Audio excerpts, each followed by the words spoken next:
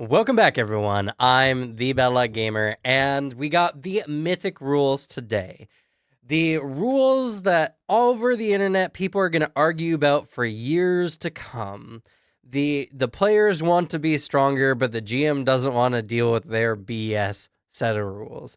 Yes, the Mythic rules are not controversial, honestly. It's something that you opt into, and the book very clearly states that mythic characters are absurdly powerful. And they're an optional rule in an optional book that, you don't even have to play with. It's something that I feel like a lot of people on the internet are really just overplaying how much the mythic rules are really going to add to the game. Are they interesting? Yes, of course. I mean, they introduce essentially a secondary class system onto the game with Mythic Destinies. But they're not how Paizo designs the game initially. And there are many aspects of Pathfinder 2nd Edition that are somewhat trivialized by Mythic rules. Now, that, of course, is by design, but of course, they're not the intended, use every campaign system. It's an optional system. And I'm sure for many of you out there, that doesn't really need to be explained. But I wanted to just state this here at the beginning of the video because the number one thing that people always talk about whenever it comes to anything new that comes out for Paizo is it broken? And the long and short of it is, yes, but intentionally so. And it's intended for games that are supposed to be higher stakes. In fact, they even introduce mythic deeds and mythic trials that force you to use the mythic points that I'm going to talk about here in a moment in order to achieve, because it states in the very book that if a character did not use mythic proficiency to achieve the deed, it was not actually a mythic deed. So this is leveled up. It is a style of play that, sure, your characters are much more powerful than they normally would be, but that's because they're going to be overtaking challenges that are much more dangerous than they would be. Everything gets leveled up, and of course there's going to be a scale, and there's going to be a lot of the base game that your characters are going to be able to easily trounce. But with mythic monsters, mythic deeds, and trials, your characters are not going to be just blasting through the story. So, mythic rules. Maybe this is your first time hearing it, and all this sounds like gibberish to you. So let's talk about it. Funny enough, Paizo actually introduced a really, really nice little sidebar that shows exactly pretty much everything we're going to talk about. So I'm just going to go ahead and show that sidebar here while I discuss everything. So first of all, what is the mythic rules for? It's for playing characters who are taking on more difficult challenges of epic legendary proportions. The mythic rules are a set of rules that are not really designed to work with other variant rules. Characters who have mythic points, for instance, do not get hero points. They completely replace hero points. Though, in all honesty, mythic points are more just like a much more elevated hero point system. So that's something important to keep in mind. As well, things like free archetype are also not really intended for it, mostly because your character is going to be getting feats for your mythic, your mythic feats and your mythic destinies. And so it's just going to be a lot on your character sheet if you're using a bunch of variant rules. The mythic rules are designed for characters who are playing otherwise standard Pathfinder 2nd Edition. So if you throw anything else into the mix, well, it's something that they're not really intending, though. Paizo did release a additional set of alternate rules for using the Mythic rules system that I'll include a link for down in the description below. And speaking on Paizo and what they sent me, Paizo actually did send me a copy of War of Immortals for review purposes. But this is not sponsored content. They're not paying me for this.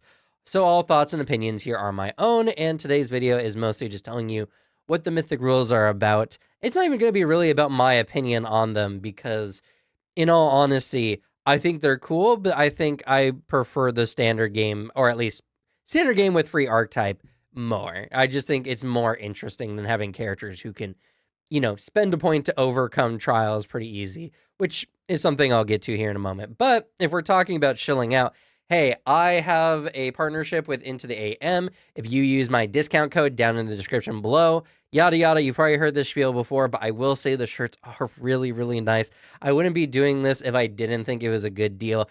And they got a killer deal where you can get 3 of their graphic tees, like, shirts that put holes in your bodies if you're using a green screen, for just under $20 each. I mean, graphic tees, honestly, more often than not, come out to more than like $20. So a deal where you can get 3 for under $20 sounds pretty good to me. So use that and my discount code down below and get yourself some nice shirts. All right. So the Mythic rules. Let's get started. So Mythic rules essentially replace hero points. They are used in a lot of ways. Hero points are, except for the one that prevents you from dropping to 0 hit points, though mythic characters are inherently more difficult to kill, which is something I'll get to here in a moment. But the biggest thing when it comes to mythic points is, at base, you're using mythic proficiency, as shown over here in the sidebar. So mythic proficiency is a step up from legendary. It is going to be 10 plus your level, plus, your attribute, plus whatever you roll on a d20, I suppose. So mythic proficiency is really, really good, and you get it as early as level 1. Now, I know Ronald the Rules Lawyer did mention that mythic proficiency does start not falling off necessarily, because that would indicate that it is not useful. It's always useful. But as your characters get higher in level, mythic proficiency does lose some of its edge. It is at level 1, after all, a +8 over what you would normally be rolling for any kind of proficiency. But towards the end of the game, when you get legendary proficiencies, it's only going to be +2. But mythic points are used for a lot more than just mythic proficiency. In fact, you get mythic spells and some of your mythic feats that can only be used when using mythic points. So by that later point in the game, you're not going to be using them for their mythic proficiencies, but instead for the feats and abilities that require them. So whenever you start a session that is a mythic campaign, or you're playing a mythic character, they do have mixed rules for parties that don't have mythic characters, though that seems incredibly tragic because mythic characters are way, way stronger.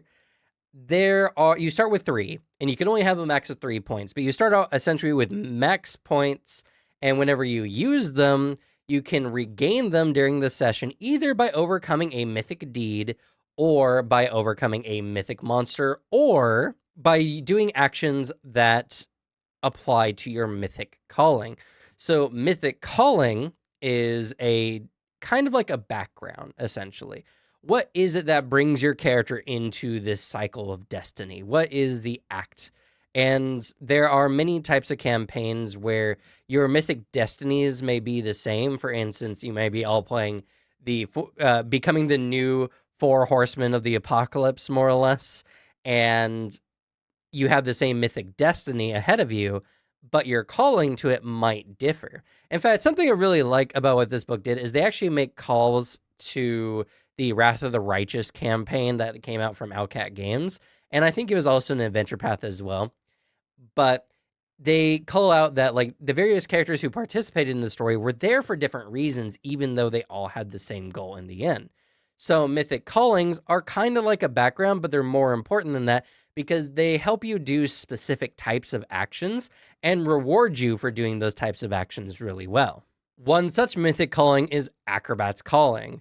This one allows you to, whenever you balance, maneuver in flight, tumble through, or attempt a long jump, you can spend a mythic point to attempt the check at mythic proficiency. So, you would do this when you want to roll really, really well on the check, which, for someone who is probably going to be jumping off cliffs or something, very, very handy.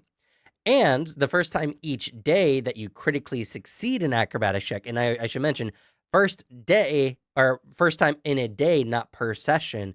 So mythic points are meant to be regained, honestly, quite frequently, and they reward you for playing in specific ways. Acrobat's Calling rewards you for doing acrobatic maneuvers, and this works for any acrobatic check for balancing, maneuvering, flight, or tumbling through during combat. So really easy to use, And the Mythic Calling, it really plays into the style of play. Now, all the Mythic Callings are more orientated towards certain skills or styles of play. For instance, the Guardian's Calling is used mostly for disarm, reposition, shove, not trip, though, which is very, very interesting. But your whole thing being a Guardian is that you're protecting your allies. And you'll notice at the bottom of Guardian's Calling here, and as well there was for Acrobat's Calling, are Edicts and Anathema.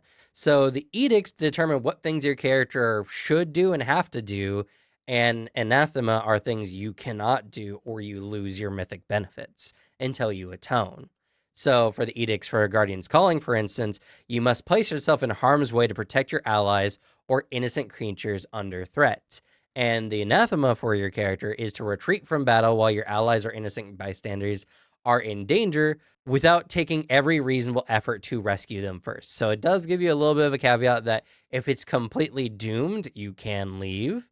But even that, honestly, like, I would prefer it would be more strict where you cannot do it under any circumstances, so that when you do, your character loses your mythic abilities until you atone, which is a whole story in itself. We've seen it time and time again in media. Regardless, this is kind of what the Mythic Callings are for. They are to motivate you to do specific types of actions, but more than anything, they're designed to give you an engine for using mythic points and restoring your mythic points. And actually, talking about, using of skills, this is also in tandem with a skill that every character gets, or ability, I should say, called Rewrite Fate. Now, if you use hero points, you should know what this is. It's just free action, re-roll a check that you don't like the result of. Now, when you Rewrite Fate, though, you would expend a mythic point and re-roll the check using your new mythic proficiency, which will oftentimes be way higher, taking the new result. Now, you might have the thought that I first did when it came to this particular ability. Why would I use any of my mythic points first? I would rather try the check, and then if I didn't like it, then use my mythic point. And the thing you're forgetting is you can do both. So you can do the mythic action using your mythic proficiency, and if you didn't do the check right, you rolled really poorly, for instance, you can then re-roll the check using your mythic point. Now, of course, that's not always going to be super viable, and of course, it is honestly just more efficient to roll and then re-roll again if you want to conserve your mythic points. But there are abilities later in the feats that we're going to talk about here in a moment that give you something special when you use your mythic points to make the check the first time. So with the initial callings, they're mostly there as an engine to reward you for styles of play and recover your mythic points.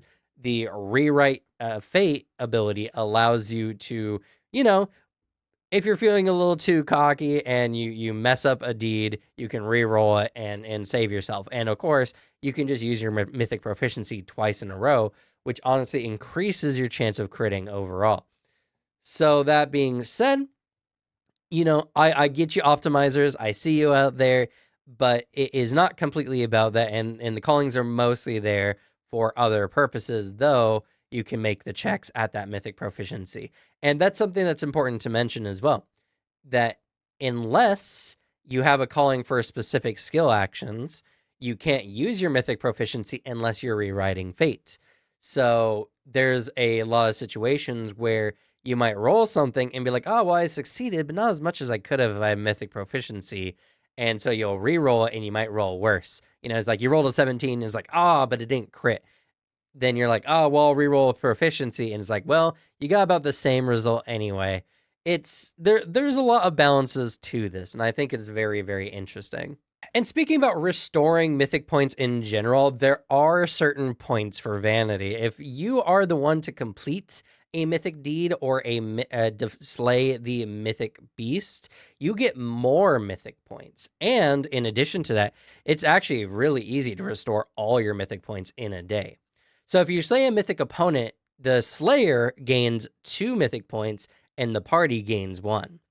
And if you're completing a mythic deed, the entire party gets 3 mythic points. If you are following your calling more specifically by taking actions that align with your edicts, you also can restore a mythic points. And there's finally the legendary accomplishment, where you can restore 1 or more mythic points for a character, even if it's not one of the more defined ways to recover mythic points. Essentially, the GM can just reward you mythic points for your characters doing awesome things. So as we can see here, there are a ton of ways to get mythic points, so feel free to use them as much as you want. You don't really have to actively conserve them, though I know a lot of you are potion hoarders out there and you're going to conserve your points anyway. Just know you don't have to, and in fact, not using at least one is going to likely result in you losing out on mythic points in the end. So, try to use your mythic points as much as possible. So now that we have the basics of the mythic points down, let's talk about mythic progression. So mythic progression is essentially a progression type that goes side by side with your class progression. So at first level, you pick up your mythic calling and you get rewrite fates. And then every even level, so 2, 4, 6, 8, 10, but not 12, we'll get to that in a bit, you will gain a mythic feat. At level 2, your mythic feats are a little tame, to be honest. They give you more skill opportunities to use your mythic abilities. For instance, let's take a look at Binds That Tie. When you attempt a check to grapple an opponent who's already grabbed by an ally, you can then spend a mythic point to roll with your mythic proficiency, and on success, you deal additional bludgeoning damage to the target equal to twice your strength modifier. Now, this is weird, of course, because you have to do this when an ally is currently already grappling an enemy, but it's something that is interesting. It rewards you, and that's a lot of damage, honestly. And I should mention as well, Rewrite Fate cannot be used for attack rolls. So you can't use mythic proficiency for striking, at least until later game. So many of these feats are for different types of skills or to give you additional benefits when you're making certain kinds of checks. And as we see with Binds That Tie, we get additional benefits for grappling under certain circumstances. But as early as level 4, we start getting feats that are a lot more interesting and a lot more impactful. Godspeed, for instance, allows us to spend an action and spend a mythic point. And for the next minute, you get a plus 10 status bonus to your speed, which for some classes might not be that good. But you're also quickened, and you can use these quicken actions only to stride, step, or leap, which is insane. That's just a lot of movement. And I wish more abilities were like this in Pathfinder in general, because a little bit of movement speed is kind of good, but oftentimes goes to waste when you're just not that far from certain enemies. But getting a quickened action really early would feel good, and it would make your character really feel super speedy. So they're pretty good. They're insanely good, if I should say. And by level 8, they get even more insane with something like Mythic Magic, where your character gains the ability to cast a first or second rank spell and eventually up to a fourth rank spell if you get to level 20, just for free. This is spell casting that doesn't even require you to be a spellcaster. There's no requirement. So you can just get a spell, and rather than spell slots, you use mythic points to cast these spells. And you get 3 spells when you select this right away, I should mention as well. Now, the spells can't have a duration of more than 10 minutes and can't be more than 3 actions, but that's most of the spells in the game, so that's not a big deal. And not only that, but when you use these spells, you add mythic proficiency to determine your spell attack rolls and spell DCs. So for spellcasters, you get extra spells, or for non-spellcasters, you just get extra spells that you can use on top of just being like a fighter, which is insanely good. And at such a high proficiency level, I mean, come on, that's really, really good. Now, charisma is your spellcasting modifier for this, unless you have a spellcasting ability already. But that's not going to be a problem because we have the mythic proficiency, and it's going to be insane regardless. Also at level 8, I figured I'd make mention of Mythic Refocus. This one is insanely good for spellcasters because for 1 action and a mythic point, you can just restore all your focus points immediately. Whoa, that's really, really good. And at level 10, we get Mythic Strike. Mythic Strike is a 1 action strike that we use a mythic point to strike using our mythic proficiency. And our weapon becomes a mythic weapon for the purpose of getting past mythic resistances or mythic immunities. This is going to be the must-take feat for many of the marshals, though I will make special mention that this mythic strike is a unique strike action. So you can't use this in addition to any other types of strikes you have. This is your mythic strike. Though, honestly, I don't think many people are going to care. They just want to see big numbers. So that's a big deal. And don't worry, spellcasters, there's also mythic casting, which gives you mythic proficiency for your spell attack rolls and save DCs. So yeah, it is a spell shape.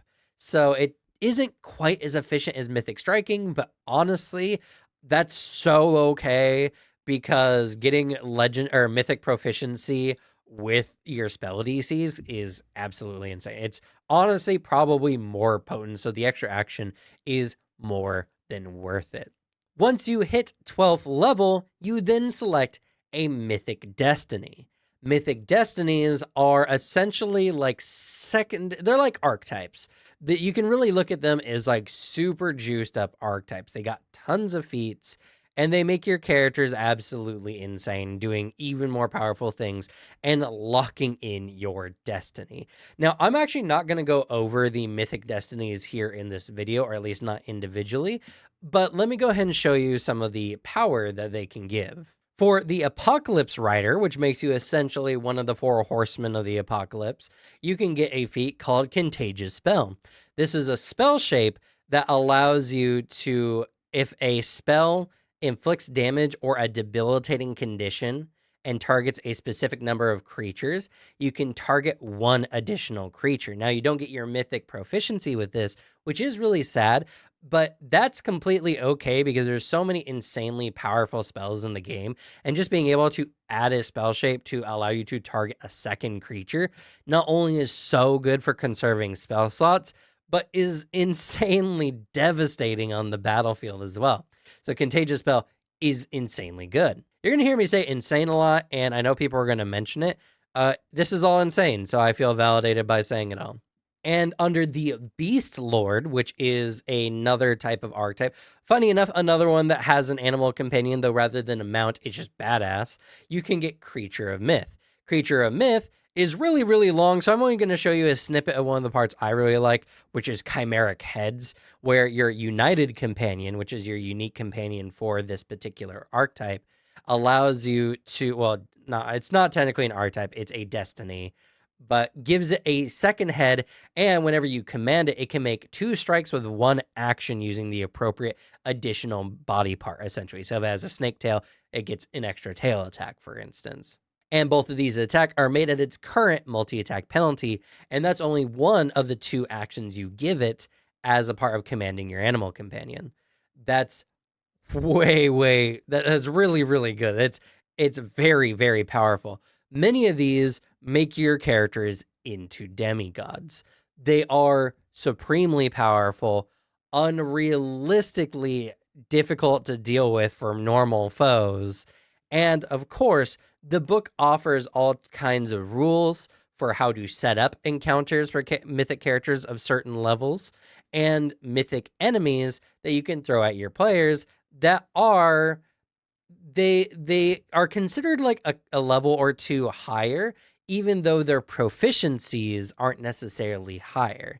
So they do extra things that are very devastating, even though they don't necessarily swing uber hard. So you can definitely see here that the mythic rules are designed for epic, intense battles and difficult actions and all kinds of very intense goodness.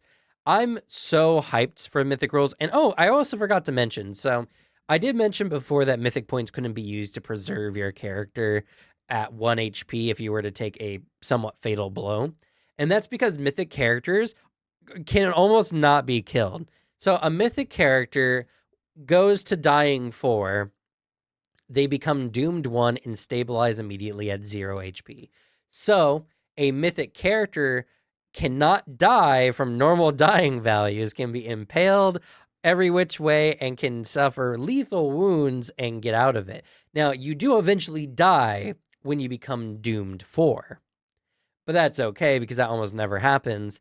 And if your characters are badass enough, sure, maybe a character will go down, but like the doomed condition will fall off as soon as a day passes, or at least one, it will go down by one if you have multiple doomed condition values. So it's really, really hard to kill mythic characters. This means that GMs can feel free to throw utter hell at the players to get those doomed values, to lay on the pressure, because in all honesty, it's insanely difficult with the sheer amount of healing in the game and the sheer amount of ways characters can preserve their life.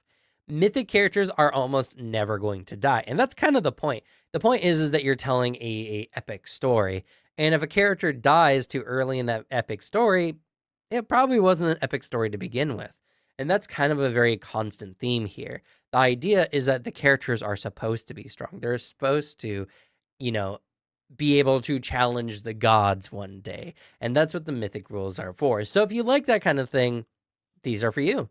And if you don't like that kind of thing, I completely understand. Some people don't like power gaming elements, or they don't want to feel too powerful. They want to feel the struggle. And I get that. But that's not what the mythic rules are necessarily encroaching on. The standard game is still the standard game. You can play the game however you want. And the mythic rules are not designed to replace any system. They're designed to be an optional variant of rules for people who want to take their campaign up to the next level. And as well, there will probably be mythic adventures, APs in the future that allow you to play mythic characters because the adventure is going to be that difficult, which I think is really cool. So I'm all for new styles of play, and I think mythic rules are interesting. I don't know if I'll use them all too much myself. I think they're good, and I definitely think that they very well balance it by shoving everything up a step to kind of match the mythic characters. But I feel like it's not a rule I will use a lot personally, but I think they're really cool. Many of the abilities are insanely fun, and honestly, things I wish characters could do normally anyway. So I don't have any complaints. I think the mythic rules are really, really interesting. I think they're really fun. And yeah, so if you want to play a super overpowered character, convince your GM to play a mythic campaign. And honestly, I think everyone will have fun. I think a lot of people will really enjoy this because the GM gets to throw wild stuff at the players and not worry about killing them right out. So GMs can really push their encounters to the limit to do anything but TPK a party, because honestly, a player is not likely to die, so you can really test the bounds. And honestly, that's another good point as well. It's a really good system to use to test your encounter designs, to see what kind of encounters are challenging or not. Even though, yeah, it doesn't quite hold up to standard campaign design, it's something where you can push those limits knowing that mythic proficiencies exist and knowing that the characters can't die, so that challenges can be given a proper run through simulation without risking of pissing off your players. I think that's a really good idea. I think that's something that more people should consider for this style of play. And honestly, it's the reason why I advocate for easier encounters during normal campaigns, because your GM can then test things or allow players to get used to new mechanics or new abilities that they have, and really set up for future, more intense encounters that really push the players to the edge. Anyway, that's going to be it for me. I hope you guys liked the content. If you did, leave this video a like. And in fact, anyone else that's making War of Immortals content out there, go ahead and like their content as well. The more content about TTRPGs we like, the more TTRPG content will show up on the YouTube algorithm, and the more people will play TTRPGs. It's something that I am very passionate about, and I've made it my goal to make as many people as interested in tabletop as possible. So, don't just like my content, look at other people's channels and remember that those likes really do help in the algorithm. And if you want to see more of my content, for instance, the next few videos, I'm going to be talking about the new class archetypes.